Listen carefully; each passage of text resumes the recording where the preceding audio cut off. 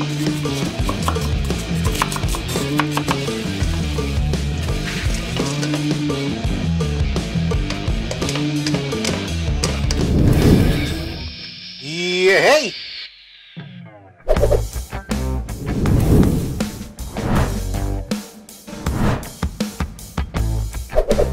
Sa recipe na to, gagamit tayo ng firm na tofu.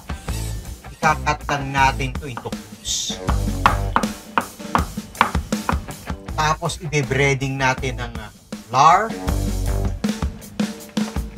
salt, and black pepper. Kailangan lang malagyan ng breading lahat ng tofu. Then, ipiprito na natin. Set lang natin sa medium heat yung kalan. Lagay tayo ng cooking oil.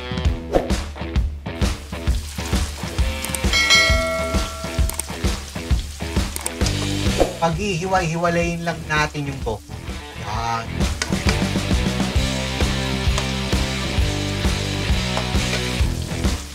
Mix lang natin para pantay yung pagkakatusta niya.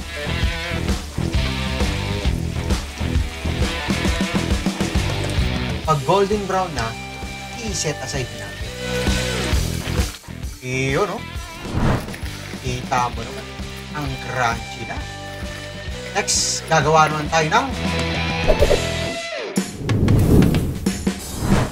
sauce.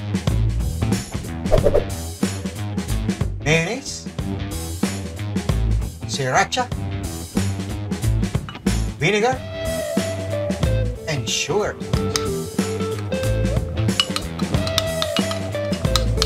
Prepare na natin yung aromatics. Bell pepper,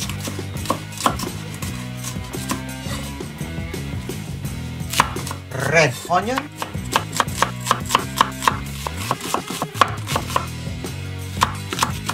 and onion leeks.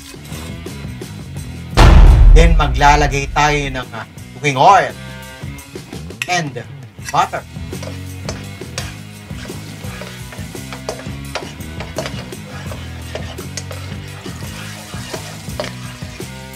Kapag ganito, nung na mainit na yung butter, papatayin na natin yung kalan. Tapos, ilalagay na natin lahat ng aromatics natin, pati yung tofu. Ang reason ito is para mahapok lang yung ating aromatics. Mas masarap yan pag ganyan.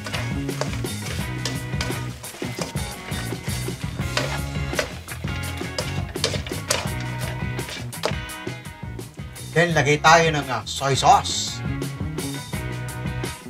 Lagay na rin natin yung ginawa nating sauce.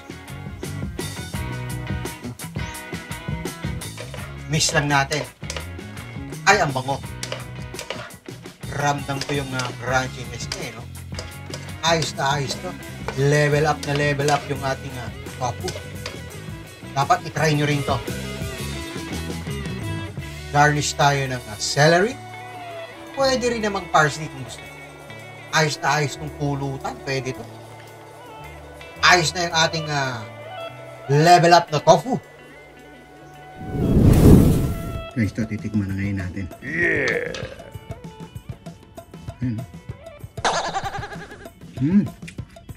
Malutong. Sarap. Ano daw? Fresh na fresh pa yung onion tsaka yung bell pepper. Ay, ganon. Ayun, sarap. Sakto lang yung anghang niya. Bitin naman.